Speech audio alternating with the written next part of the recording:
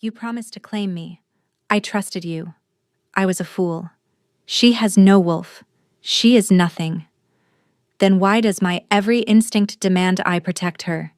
He marked another woman while I watched from the crowd. The whole pack saw. They expected me to shatter. They were wrong. For 23 years my wolf was silent. A curse, they whispered. But when the betrayal cut deepest, something ancient opened its eyes. And the wolf that rose was not the one anyone expected. The training pit smelled of iron and sweat. Alara ducked beneath the strike aimed at her throat and drove her elbow into her opponent's ribs. The impact sent him stumbling, but she was already moving, sweeping his legs and pinning him to the packed earth with her knee on his chest. 3 seconds. That was all it had taken. "Yield," she said, barely winded. The warrior beneath her stared up with something between fury and disbelief. "You fight like you have nothing to lose. Maybe I do not." She released him and rose. Around the pit, a dozen pack members had stopped their sparring to watch. None applauded. They simply stared, as if she were a creature they could not classify. The ghost girl wins again. The voice sliced through the silence like honeyed poison. How inspiring. A wolf-less woman playing at being a warrior. Ilara recognized that blend of sweetness and venom without turning. Vespera descended the stone steps, flanked by females who giggled on cue. Her copper hair caught the morning light, and her amber eyes glittered with practiced cruelty. 23 years old and still no wolf. Tell me, Ilara, do you even remember what it feels like, or were you born this empty? The words hit exactly where intended. Ilara felt the old wound pulse, the hollow space where her wolf should have been. But showing pain only invited more. "I remember enough," Ilara replied flatly. "I remember that fangs are not the only way to tear out a throat." Something flickered across Vespera's features before her smile returned. "Enjoy your little victories in the dirt. They are all you will ever have. After all, Corvin may tolerate your presence, but tolerance is not love. When the bonding moon rises, we will all see exactly where you stand." She walked away before Ilara could respond. The bonding moon. 3 weeks away. The sacred ceremony where wolves claimed their mates before gathered packs. For most wolves, it was celebration. For Ilara, it had always been a reminder of everything she lacked. But this year was supposed to be different. This year, Corvin had promised. She thought of him now. Alpha of Thornfall Pack. The man she had loved since she was 15. The man who had found her bleeding on the border 8 years ago, carried her to safety, and said, "You are not nothing. You are mine to protect." She had clung to those words like a lifeline. Over the years, their bond grew through stolen moments and whispered conversations. The brush of his fingers against hers when no one watched. The way his eyes found her across crowded rooms. He never made promises that could be held against him. Only glances that lingered too long. Touches too intentional to be accidents. Crumbs she gathered with both hands, convincing herself they would become something whole. "You are different from the others," he told her once. "You see me." And she did. She saw past the alpha posturing, the political games. She saw the boy who lost his mother too young. The man who carried burdens he could never speak of. How could she not love him? But Corvin also disappeared. He would vanish for days, return smelling of other places, and never explain. Ilara swallowed her questions because she understood. He was an alpha. She was wolf-less. Whatever existed between them had to remain in shadows until he was ready. 2 weeks ago, he had taken her aside, gripping her hands, his gray eyes burning. "This is our year," he said. "At the ceremony, before the Supreme Alpha and all gathered packs, I will claim you. No more hiding." Ilara had wept. For the first time in years, she let herself weep. "I know what they say about you," he murmured. "But I do not care. Wolf or no wolf, you are the one I want." She believed him. God's helper. She believed every word. Alara left the training pit and walked through Thornfall territory, trying to quiet the storm in her chest. The pack compound spread across a valley between ancient mountains, timber lodges, and stone halls connected by packed dirt roads. She had called it home for 8 years, but it had never truly felt like hers. The wolves she passed did not greet her. Some looked through her, others sneered openly. A few watched with quiet pity that was somehow worse than hatred. Ghost Girl, Shellwalker, the Curse. The names followed her like shadows. Alara climbed to her usual refuge, a rocky outcrop above the compound. She sat against cold stone and stared at the sky, trying not to think about Vespra's words. She almost did not notice the presence behind her. Almost. The awareness prickled across her skin.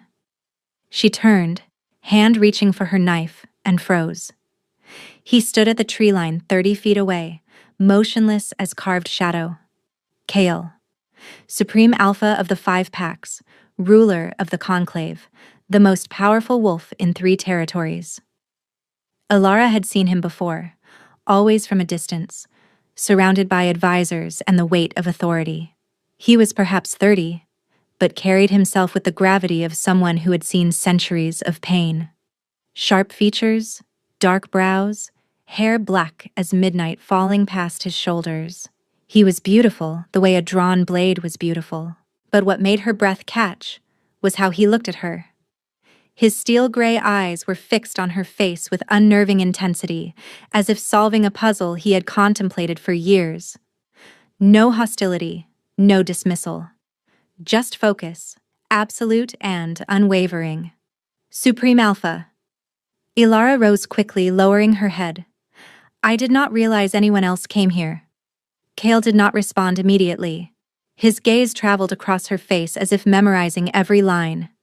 You train every morning, he said finally. His voice was low, the kind that did not need volume to command. You defeat opponents twice your size, then you come here, alone, and stare at the sky as if waiting for answers. Alara felt her pulse stutter. You have been watching me? Something flickered in his eyes before the mask returned. I watch all wolves under my authority. It is my duty. But even as he spoke, Alara knew it was not entirely true. She had felt his gaze before, in moments she dismissed as paranoia, in the training pit, at gatherings when she tried to disappear. Why would the Supreme Alpha notice a wolf less nobody? You should return to the compound, Kale said, something almost reluctant in his tone. The path grows dangerous after dark. He disappeared into the trees before she could respond, leaving Alara alone with her racing heart and questions she could not answer. The woman arrived 5 days before the bonding moon. Alara first saw her from the upper balcony. The carriage that rolled through the gates was extravagant, polished ebony with silver filigree, drawn by 4 matching horses. But it was the woman who made Alara's stomach clench. She was stunning like a viper is stunning.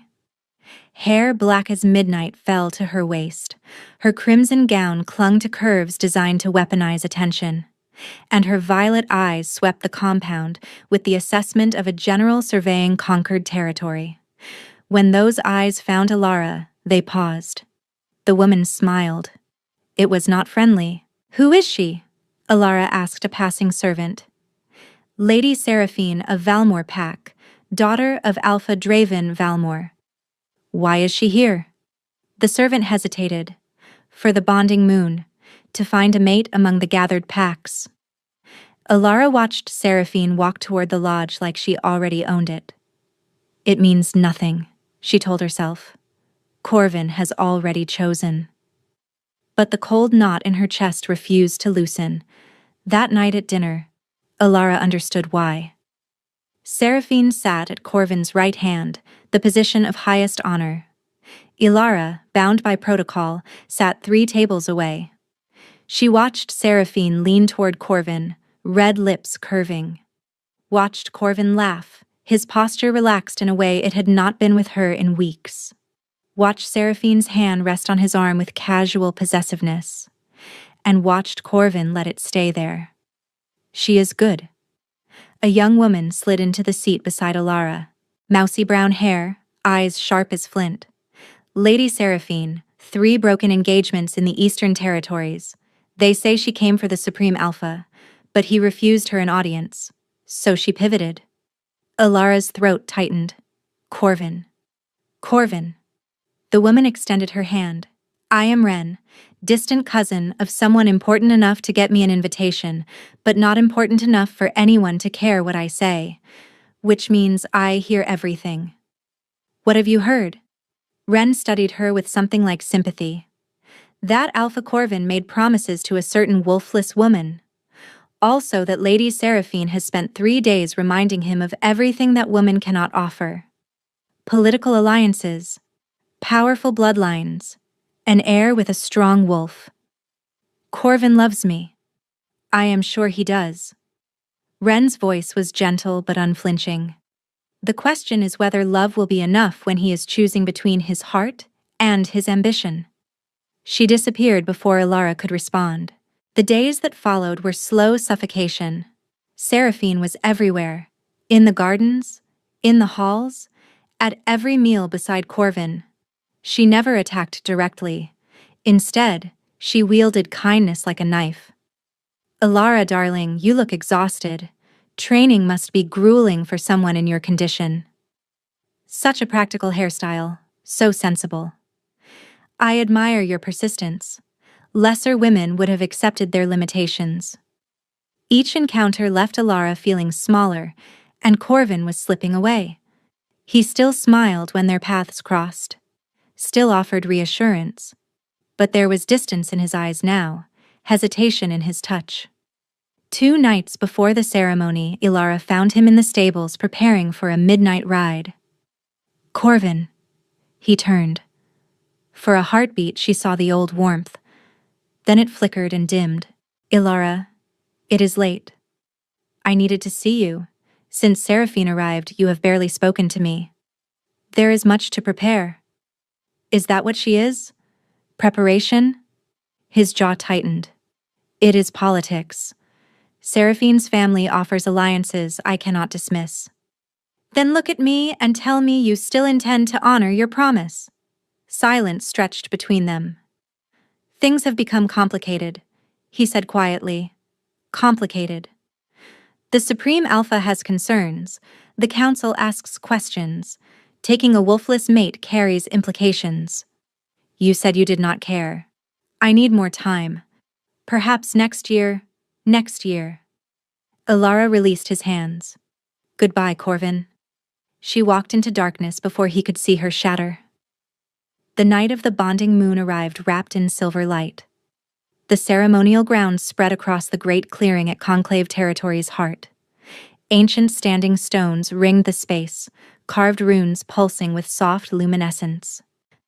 Torches cast dancing shadows across hundreds of wolves in formal ranks. Alara stood near the back in a simple white gown. Tradition required unclaimed wolves to wear white. On her, it felt like a shroud. The ceremony proceeded. Wolves stepped into the sacred circle to make claims. Names spoken, hands joined. The Supreme Alpha acknowledged each bond from his stone throne. Alara watched with numb detachment. Then Corvin's name was called. He walked into the circle, magnificent in ceremonial black, his posture radiating confidence. He did not look at Alara. Alpha Corvin of Thornfall, have you come to make your claim? Corvin's gaze swept the crowd. For one agonizing moment it passed where Alara stood. It did not stop. Instead, his eyes found Seraphine, radiant in crimson at the circle's edge. I claim Lady Seraphine of Valmore as my bonded mate. The world stopped. Alara felt the words like a physical blow. Around her, murmurs erupted. Some surprised, others knowing. A few casting glances her direction with satisfaction. Seraphine glided into the circle. She took Corvin's hand, and as she did, her violet eyes found Alara's. Pure victory. Alara could not move, could not breathe, could only stand frozen as Corvin marked another woman's throat with his teeth. The claiming bite, the bond made flesh. And somewhere in the crowd, Alara died. Not her body, but something inside her that had clung to hope for 8 years finally crumbled to ash. Tears slid down her cheeks, her legs trembled, her vision blurred. Then, across the clearing, she felt it. A gaze like winter fire. Kyle, the Supreme Alpha, had risen from his throne. The silence that fell was absolute. 500 wolves held their breath as the Supreme Alpha descended, each step deliberate. His frost-colored eyes never wavered from Alara's face, burning through her tears, her shame, her shattered pride. The crowd parted before him. Alara wanted to run, but her legs refused, rooted by something stronger than fear. Kale stopped at the sacred circle's edge, 10 feet from where Corvin stood with Seraphine's blood on his lips. Supreme Alpha. Corvin's voice was steady, but tension showed in his shoulders. The claiming is complete. If you wish to offer your blessing, I do not. 2 words, quiet as snow, devastating as avalanche. Murmurs rippled through the crowd. Kyle ignored them. His gaze shifted to Seraphine, and the woman shrank back. Lady Seraphine, your family's ambitions are well known, as are your methods. She found nothing to say. Kale turned as if they had ceased to exist. His eyes found Alara again, and something in his expression shifted. He walked toward her. The whispers rose to a roar. What is he doing? The wolfless one? This is madness. Kale stopped before her, close enough that his shadow fell across her like a shield. Alara. Her name on his lips was question and answer at once. Supreme Alpha. Her voice came out broken. I do not understand. You do. You have always understood. He extended his hand, palm up, fingers open. I will not take you, he said quietly, for her alone. I will not claim you like a prize, but if you choose to take my hand, I will spend whatever time I have proving you were never broken. You were waiting for someone worthy. Alara stared at his hand. Her mind screamed this was impossible, that she was nobody, that the Supreme Alpha could not want someone like her. But her heart remembered every moment she had felt his gaze, every time his presence stirred something she could not name. Her hand found his. The instant their skin touched, Alara gasped. Heat flooded through her, spreading outward like sunrise. It rushed through her veins, reaching places that had been cold and silent for 23 years. And somewhere deep inside her, something stirred. Kale's fingers tightened around hers. His eyes blazed with fierce wonder. There you are, he breathed. He turned to face the stunned crowd. I, Kale, Supreme Alpha of the 5 packs, make my claim. I claim Alara as my bonded mate. Let any who challenge step forward now. No one moved. The presiding elder stumbled forward. Supreme Alpha, the woman is wolfless. Sacred laws state. Sacred laws state a claim made in the circle cannot be broken. The claim is made. It is done. He looked at Alara, and something softened. Come. You do not need to remain here. She let him lead her away, past whispers and stares, past Corvin's shattered expression and Seraphine's fury. The last thing she saw was Ren, standing at the edge with tears streaming and a smile like hope. The chambers Kale brought her to be in the Conclave Fortress's highest tower, overlooking the entire valley. Alara stood at the window, watching moonlight paint the mountains. You are trembling. She was. I do not understand, she whispered. Why would you do this? Destroy your reputation? Defy the elders? Claim a woman with no wolf? Kale moved closer. Do you remember the first time I saw you? She turned. He was nearer than she realized. You would not remember. You were 15, newly arrived at Thornfall.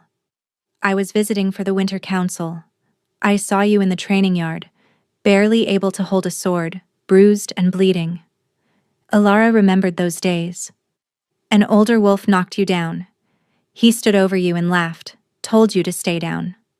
The memories surfaced, sharp and bitter. You got back up. Alara blinked. Anyone would not have. I have watched wolves twice your size yield. But you got back up. Again.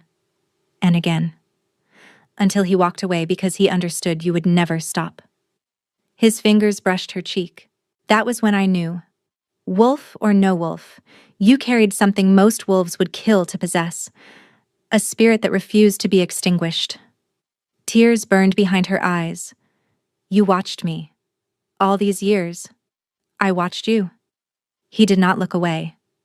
I told myself it was admiration, but tonight, when I saw what he did to you, something I have kept caged for years broke free. When you took my hand, she said softly, I felt something. Something that has been silent my entire life. I felt it too. What does it mean? It may mean your wolf is not dead. She has been sleeping, waiting for the right catalyst. His silver gaze held hers, waiting for a bond. The word mate hung between them. I will not pressure you, Kale said, stepping back. What happened tonight does not obligate you to anything. Whatever exists between us will grow at your pace, or not at all. He moved toward his chambers. Kale. He turned. Alara crossed the distance between them.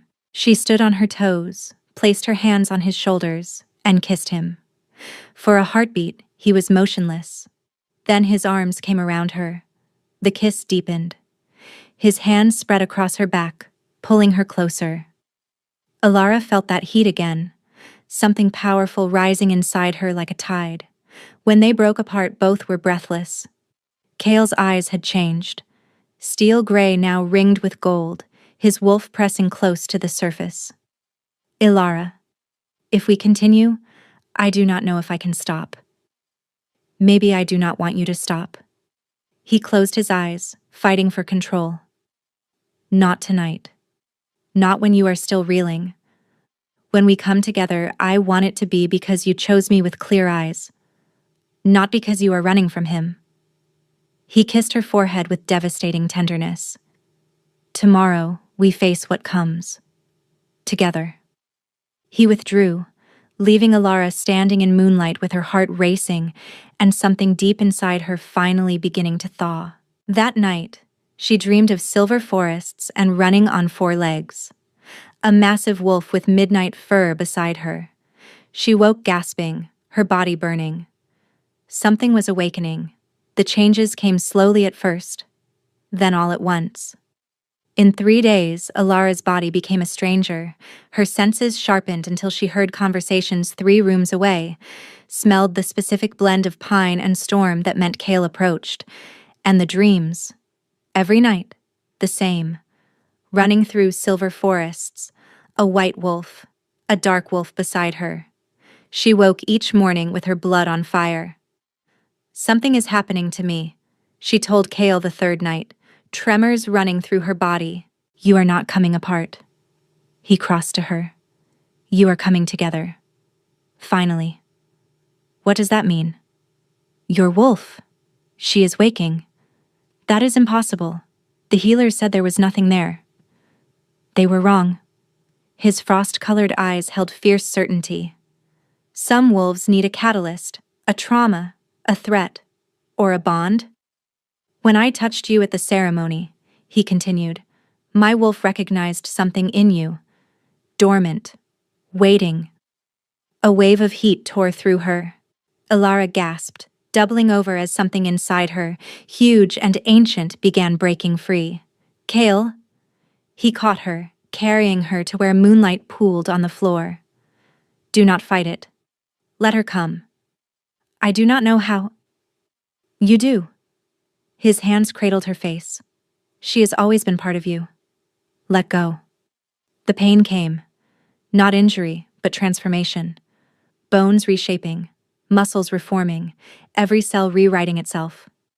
Alara screamed, or perhaps howled. She could no longer tell the difference. Then, suddenly, it ended. She opened her eyes. Everything was different. Colors sharper, sounds clearer. She looked down and saw white paws, fur like fresh snow, glowing with inner luminescence. She was a wolf. After 23 years, she was whole. Kyle knelt before her, his eyes blazing gold. Alara, you are magnificent. She stepped forward on legs that somehow knew how to move and pressed her muzzle to his cheek. The bond snapped into place. She felt him, not just his presence, but his essence. Years of longing and restraint. The love he had carried in silence. Mates. The word was no longer question. It was truth. Alara shifted back, naked and trembling, tears streaming down her face. Kyle wrapped his cloak around her. I felt you, she gasped. Everything. As did I. She looked at his face, seeing him clearly for the first time. Not the Supreme Alpha, just Kale, the man whose soul was intertwined with hers. I love you, she said. The words came without thought, natural and undeniable. Kale's composure cracked. Raw emotion flooded his features. I have loved you since you stood back up in that training yard. I have loved you through every trial, in silence, because I did not believe I had the right. He kissed her. What followed was everything and nothing like before. Where their first kiss had been discovery, this was declaration. He kissed her like she was sacred, like every moment of restraint was finally released. When they finally joined, the bond completed itself. She felt his desire as her own, his pleasure became hers. An endless loop that built until the world dissolved into white fire. Afterward, they lay tangled together. I did not expect this, Kale murmured, any of it. He pressed a kiss to her hair. I had accepted I would rule alone. And now? She smiled. Now I cannot imagine wanting anyone else. Dawn broke. A knock shattered the peace. Supreme Alpha, the council has assembled. They are demanding an audience. Kyle's expression hardened. It begins. What will they do? Try to invalidate the bond. Claim a wolfless woman cannot be a true mate. His jaw tightened. They do not yet know you are no longer wolfless. Alara sat up. Then we show them. The council is brutal. They will try to break you. Let them try. I spent 23 years believing I was broken. I let others define my worth because I had no wolf to prove them wrong. She met his gaze. I have one now. And I have you. If they want to fight, I will give them one they will never forget. Pride blazed in Kale's eyes. My mate, my equal. They rose to face the storm together. The great hall was designed to intimidate. Massive pillars rose toward shadowed ceilings. Banners of all 5 packs hung from iron brackets. At the center sat 12 elders, their eyes sharp with calculation. Behind them stood representatives from each pack, including Corvin and Seraphine. And at the far edge, Vespera watched with barely concealed anticipation. Ilara walked beside Kael, head high, white gown flowing like moonlight. Supreme Alpha, Elder Thornwood rose. We have convened to address the irregularities of the bonding moon ceremony. Her name is Alara, Kael said mildly. My mate. Address her with the respect her station demands. Thornwood's eye twitched. Your claim upon Alara. Sacred laws are clear. A true mating requires both parties to possess wolves. Without that, the claim is invalid. Furthermore, another elder interjected, the bloodline must be preserved. A wolfless mate cannot bear children with the strength our packs require. Before Kale could speak, Alara stepped forward. Elders, you speak of sacred laws and bloodlines. You speak of what I cannot do, cannot be, and cannot offer. She paused. Today, I give you my answer. She reached inside, found her wolf waiting, and let her rise. The shift rippled through her in silver light. When it completed, a wolf stood where a woman had been. Massive, larger than any female in living memory, fur pure white, luminous as moonlight, and eyes burning with pale gold fire. Silence. Then a trembling voice from the back. Impossible. An ancient woman pushed through the crowd. Grandmother Mordain, oldest wolf in 5 territories, keeper of forgotten histories. She approached slowly, rheumy eyes fixed on Alara's glowing form. Lunar blood, she breathed, the bloodline of the first wolf, extinct 1,000 years ago. Chaos erupted. What does that mean? Mordain faced the council with joy on her ancient face. This woman you dismissed carries the most sacred lineage in our history. The first wolf was mother of all our kind. Her descendants possessed power beyond ordinary wolves, a direct connection to the moon herself.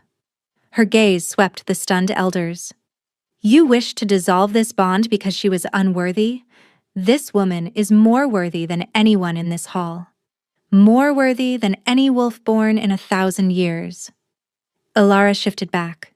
Kale wrapped his cloak around her, pride blazing in his silver eyes. Does the council still wish to challenge my claim? Elder Thornwood's face went ashen. His mouth opened, closed. No words came. One by one, the elders bowed. The representatives followed. The warriors. The servants. Every wolf in the hall lowered themselves before the woman they had mocked for 23 years. Vespera's face twisted with disbelief before she too bent her head. Corvin stood frozen, devastated understanding written across his features. Seraphine's composure had shattered completely. Alara met Corvin's eyes. She expected triumph, vindication. Instead, she felt only distant sadness for the man who had thrown away something precious because he lacked courage. Ilara, his voice cracked, if I had known, you would have claimed me only because of what I became, not because of what I always was. Corvin had no answer. Alara turned away from him, from the past, from the girl who had waited 8 years for scraps. Kale was there, hand extended, eyes holding everything she had ever wanted. She took his hand. Come, he said softly. We have a kingdom to rule. They walked from the hall together, leaving a council in ruins and a legend already spreading. The wolf-less woman who became a queen. The broken girl who turned out to be the most powerful of them all. Outside, the sun rose over the mountains, painting the world gold. Alara stopped at the fortress steps, breathing crisp morning air, feeling her wolf settle contentedly inside her. What happens now? Kale stood beside her, solid and warm, his soul intertwined with hers. Now we live. We rule. We face whatever comes together. He lifted her hand to his lips. And we never hide what we are again. Alara smiled. For the first time in her life, the future did not feel like a threat. It felt like a promise.